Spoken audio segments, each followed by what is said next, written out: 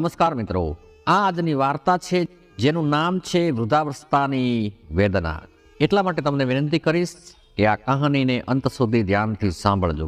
આમ તો વૃદ્ધ થવું કોઈને ગમતું નથી, કારણ કે સમયની ઢળતી સંધ્યાના અંધકારમાં ઓલવાતી જિંદગી એટલે વૃદ્ધાવસ્થા. તેમજ આ કપરો સમય એટલે જિંદગીનો છેલ્લો પડાવ. પરંતુ જિંદગીના છેલ્લા પડાવમાં જોકે આજે પણ સમાજમાં કેટલાય એવા વૃદ્ધો છે જેઓ તેમની જિંદગીનો છેલ્લો પડાવ પોતાના પરિવારથી દૂર વૃદ્ધાશ્રમમાં પાર કરી રહ્યા છે. જીવનના અંતિમ દિવસો પરિવારની સાથે નહીં પણ વૃદ્ધાશ્રમમાં પસાર કરી રહ્યા છે.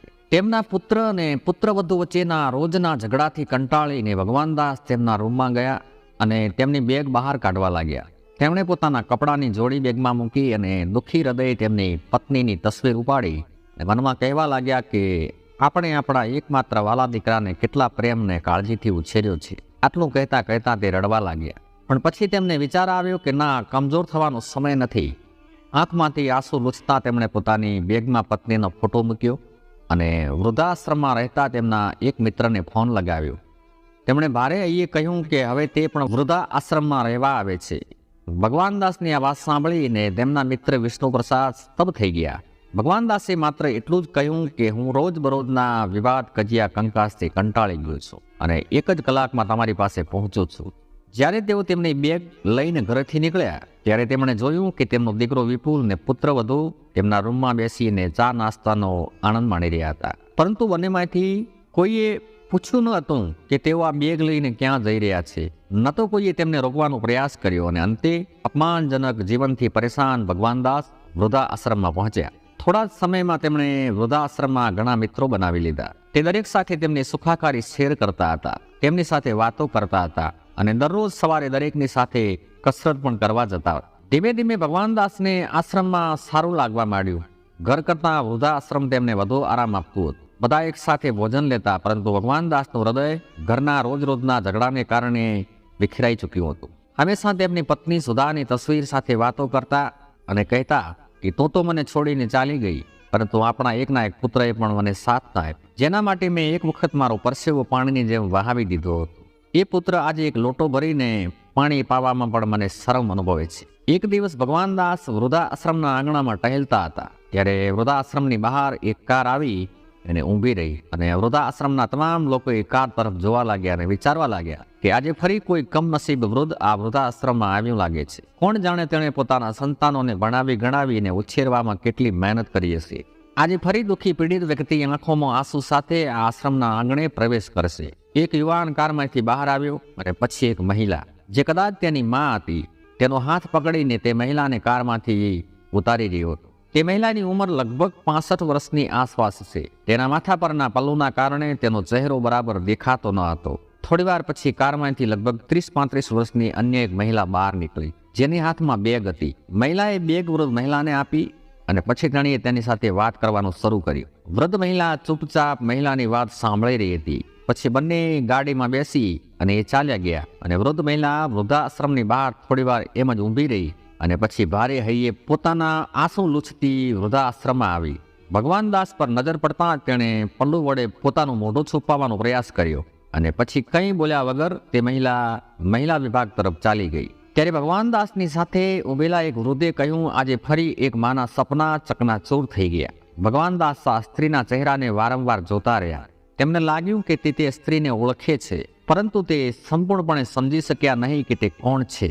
પરંતુ એક દિવસ જ્યારે આ મહિલા બાગકામમાં વ્યસ્ત હતી ત્યારે ભગવાનદાસ ફરવા નીકળ્યા હતા અને બાગકામ કરતી વખતે એ મહિલાના માથામાંથી પલ્લું ઉતરી ગયું હતું. ભગવાનદાસે સ્ત્રીનો ચહેરો જોયો અને તેઓ ઓળખી ગયા કે આ તો મારા દીકરા વિપુલની સાસુ વિદ્યાદેવી છે.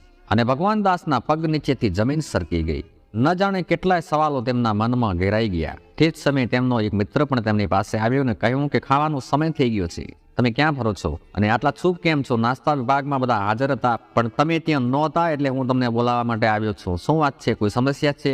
ત્યારે ભગવાનદાસે કહ્યું કે ના, કંઈ નહીં, બસ ફરવા માટે નીકળ્યો હતો, બસ થોડી વારમાં આવી રહ્યો હતો. પોતાના રૂમમાં બેઠા પછી ભગવાનદાસની આંખો વારંવાર એ વિદ્યાદેવીને શોધતી હતી. તે તેમને પૂછવા માંગતા હતા કે એવું તે શું થયું કે જેના કારણે તેમને અહીંયા આવવાની ફરજ પડી. વિદ્યાદેવીનો સંપૂર્ણ પરિવાર હતો અને તે હંમેશા કહેતી હતી કે તે તેના પુત્ર અને પુત્રવધુ સાથે ખૂબ જ ખુશ છે. તો પછી આજે શું થયું? ભગવાન દાસ ત્યાં કોઈને પૂછે છે કે 2 દિવસ પહેલા વૃદ્ધાશ્રમમાં આવેલી એ મહિલા આજે ખાવા માટે નથી આવી. ત્યારે રસોઈ બનાવવાવાળા રસોઈયાએ કહ્યું કે માતાજી આજે ખૂબ દુઃખી છે, તેથી તેમને ખાવાની ના પાડી દીધી છે. તેમના પુત્ર અને પુત્રવધુએ તેમની સાથે જે વર્તન કર્યું છે તે પછીથી તે ખૂબ જ દુઃખી જણાય છે. ભગવાન કોઈના દુશ્મન સાથે પણ આવું વર્તન ના કરે. વારંવાર તે તેમના ઘરને યાદ કરી રહી છે. તે સવારથી તે રૂમમાં બેસીને રડતી હતી, તેથી તેનું ધ્યાન અન્યત્ર કરવા માટે તેને બાગકામનું કામ સોંપવામાં આવ્યું છે. આ બધું સાંભળીને ભગવાન દાસનું મન વ્યાકુળ થઈ ગયું. તે જાણવા માંગતા હતા કે વિદ્યાદેવીને ઘરમાં શું થયું છે.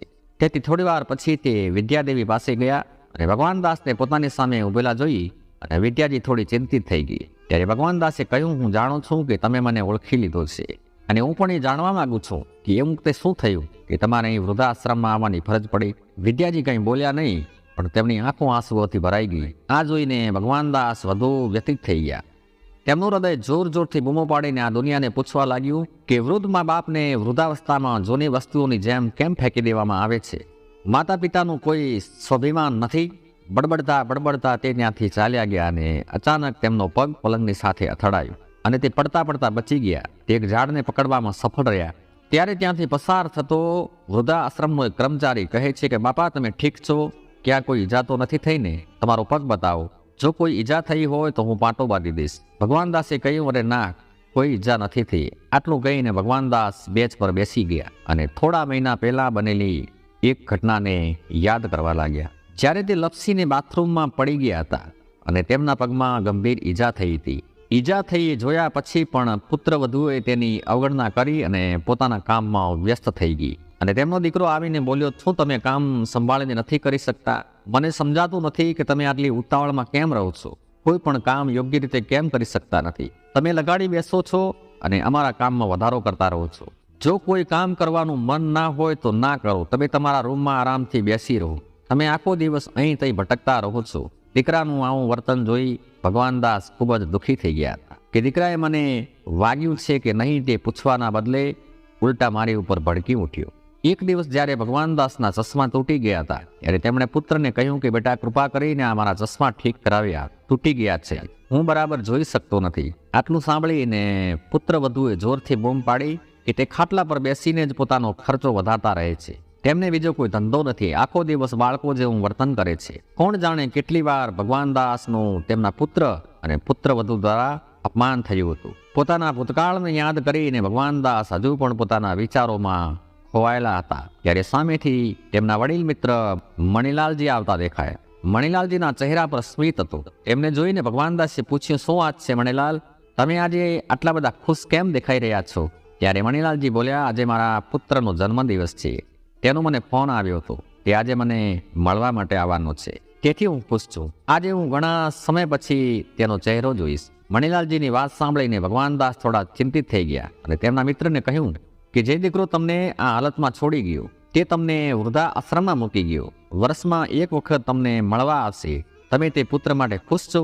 ત્યારે મણિલાલજીએ કહ્યું કે હા, હું ખુશ. મારો દીકરો મને મળવા આવવાનો છે, એ મારા માટે મોટી વાત છે. પરંતુ ભગવાન દાસજી તેમનાથી ગુસ્સે થયા અને તેમની વાત સાંભળ્યા વિના તે રૂમમાં જતા રહ્યા અને વિચારવા લાગ્યા કે આ દુઃખભરી દાસ્તા માત્ર મારી કે વિદ્યાજીની નથી. વૃદ્ધા આશ્રમમાં રહેતા દરેક વૃદ્ધ વ્યક્તિની કોઈ ને કોઈ દાસ્તા હોય છે અને દરેક વ્યક્તિના જીવનમાં વૃદ્ધા આશ્રમમાં રહેવા પાછળ ચોક્કસ કારણ હોય છે. કોઈ પણ કારણ વગર સ્વેચ્છાએ વૃદ્ધા આશ્રમમાં કોઈ આવતું નથી. જ્યાં સુધી કોઈ વ્યક્તિ અંદરથી ભરાઈ ન જાય ત્યાં સુધી તેને અહીં આવવાની ફરજ નથી પડતી.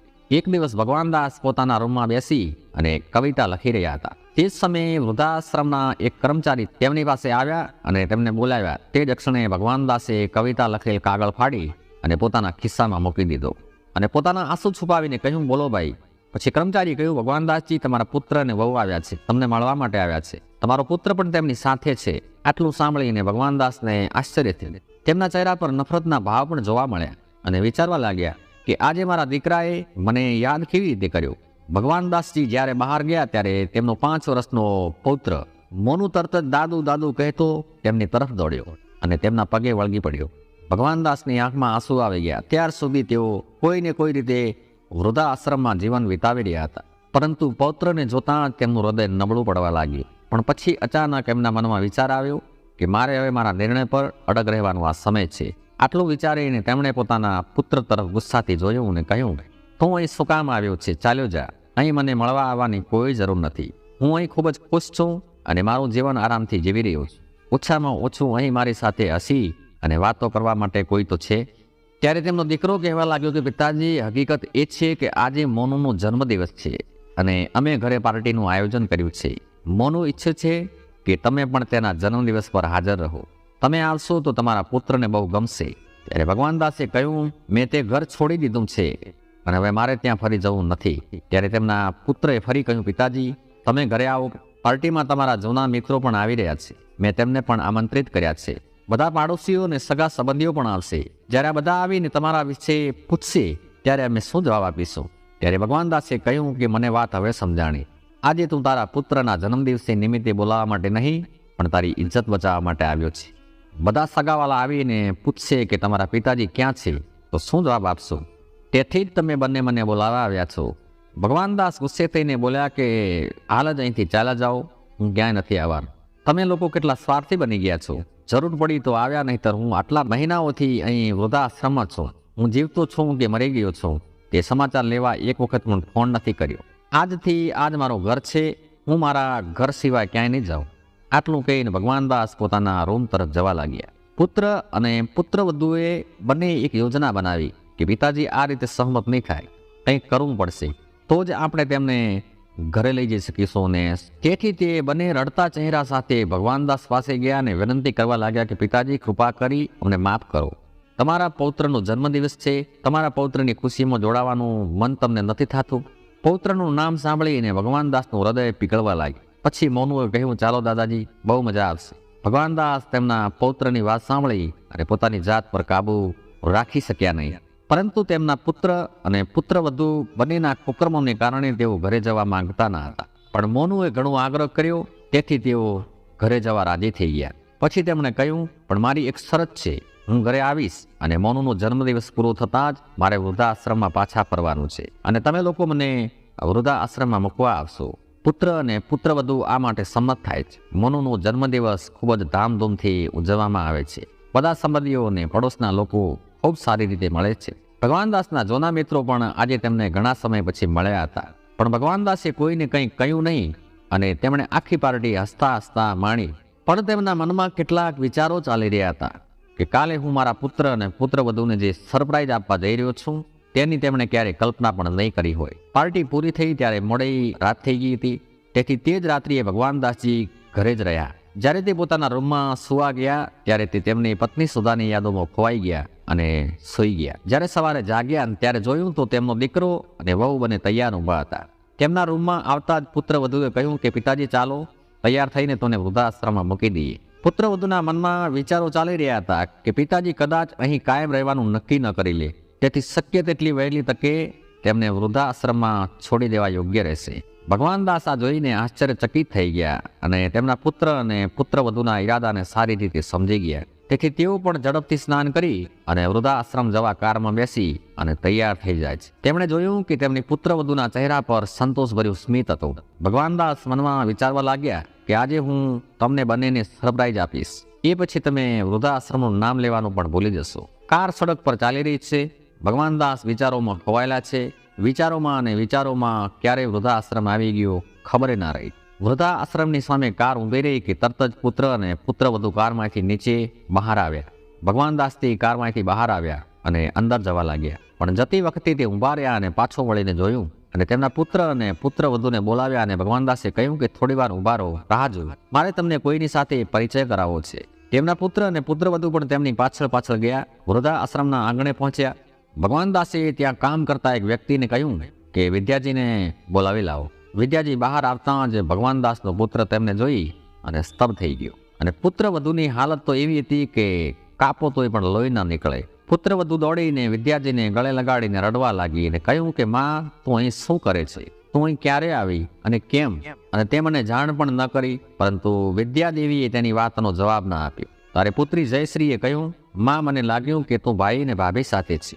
મેં ગઈકાલે જ મારી ભાભી સાથે વાત કરી હતી. તેમણે મને કહ્યું પણ નહીં કે તું અહીં વૃદ્ધાશ્રમમાં છે.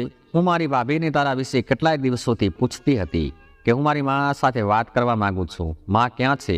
તો મારા બાપીએ કહ્યું કે તું તીર્થયાત્રાએ ગઈ છે. અને મેં પણ માની લીધું કે તું તીર્થયાત્રાએ ગઈ હશે, પણ મને એ ખબર ન હતી કે તે ક્રૂર સ્ત્રી તને આશ્રમમાં મોકલી જશે.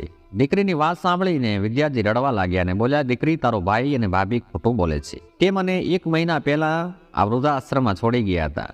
માની વાત સાંભળીને જયશ્રી ગુસ્સે થઈ જાય છે અને કહે છે કે એ લોકોની હિંમત કેવી રીતે થઈ કે મારી મા સાથે આવું વર્તન કરવાની? હું આજે જ એમની ખબર લઈશ. આટલું કહી તેની માને ગળે લગાડી, પણ જયશ્રીની માએ એને અળગી કરી દીધી અને ગુસ્સે થઈને કહ્યું કે તું મારી દીકરી કહેવાને લાયક નથી, તું મારાથી દૂર રહે. મારા દીકરા અને વહુએ મને ઘરમાંથી કાઢી મૂકી છે, તો મારી દીકરીએ પણ તેના સસરાને ઘરમાંથી કાઢી મૂક્યા છે. તેથી મારા બંને બાળકો નકામા નીકળ્યા. હવે તને મારી દીકરી કહેતા પણ મને શરમ આવે છે. દીકરાએ તેની માને ઘરમાંથી કાઢી મૂકી અને દીકરીએ તેના સસરાને ઘરમાંથી કાઢી મૂક્યા. માની આ વાત સાંભળીને જયશ્રીનું માથું શરમથી ઝૂકી ગયું. મા, કૃપા કરીને મને માફ કર. હું ખૂબ જ શરમ અનુભવું છું. મેં બહુ મોટું પાપ કર્યું છે. મેં ક્યારેય વિચાર્યું ન હતું કે હું મારા સસરા સાથે જે કરું છું તે મારા માતા પિતા સાથે પણ થઈ શકે છે. વિદ્યાજીએ કહ્યું, દીકરી, તું ક્ષમાને પાત્ર નથી. તેમ છતાં તારે માફી માંગવી હોય તો મારી પાસે તો નહીં, પણ તારા સસરા પાસે માંગ. પોતાના દુષ્કર્મથી શરમાઈ અને જયશ્રી તેના સસરા તરફ વળી અને તેમના પગે પડી અને કહેવા લાગી, મને માફ કરો પિતાજી. ત્યારે ભગવાન દાસના પુત્રએ પણ માફી માંગી અને કહ્યું કે હવે તમે મને ઘરે જાઓ અને અમને તમારી સેવા કરવાનો મોકો આપો. તેથી ભગવાન દાસજી અને જાનકીજી બંને ઘરે જવાની ના પાડી અને કહ્યું કે હવે અમારે અમારી વહુ પુત્ર કે પુત્ર સાથે રહેવાનું નથી. વૃદ્ધાશ્રમમાં રહીને અમે ખુશ છીએ. બંને સમજાવવાનો ખૂબ પ્રયત્ન કર્યો, પણ ભગવાન દાસજી અને જાનકીજી પાસે એક જ જવાબ હતો કે એકવાર છેતરાયા છીએ, હવે આ ઉંમરે અમારા સંતાનોએ આપેલા ઘાને વારંવાર ઝીલવા પડે એટલું મારું જીવન બચ્યું નથી. આટલું કહીને ભગવાન દાસજી અને જાનકીજી પોતપોતાના રૂમમાં ચાલ્યા ગયા. પતિ પત્ની દુઃખી મનથી પોતાના ઘરે પાછા ફર્યા. ઘરે પહોંચ્યા પછી તેમણે જોયું કે પિતાના રૂમમાં બેડ પર એક કાગળ પડેલો હતો, જે કદાચ તેમના ખિસ્સામાંથી પડી ગયો હતો. વિપુલે ખોલીને જોયું તો તેના પિતાએ તેમાં એક કવિતા લખી હતી. કોઈએ જોયું છે કે મૃત્યુ પહેલા પણ મૃત્યુ આવે છે?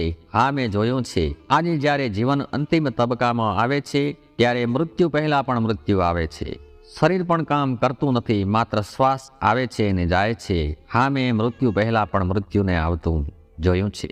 પિતાએ લખેલા શબ્દો વાંચીને વિપુલના હૃદયમાંથી એક સાથે અનેક તીર નીકળી ગયા. બીજી તરફ જયશ્રી હજુ પણ તેની માની હાલત જોઈ અને આઘાતમાંથી બહાર નીકળી શકી નહોતી. પણ આજે બંને પાસે પસ્તાવા સિવાય બીજો કોઈ વિકલ્પ નહોતો. કોઈએ સાચું કહ્યું છે કે બાળકોનું અસ્તિત્વ છે માતા પિતાના કારણે અને માતા પિતા વૃદ્ધાશ્રમમાં છે બાળકોના કારણે. તો દર્શક મિત્રો, આ વાર્તા કહાની તમને કેવી લાગી કમેન્ટ કરીને જણાવશો અને ચેનલને સબસ્ક્રાઈબ કરવાનું ભૂલશો નહીં. મળીશું એક નવી વાર્તા સાથે ફરીથી. ત્યાં સુધી આપ તમામનો ખૂબ ખૂબ આભાર. જય શ્રી કૃષ્ણ.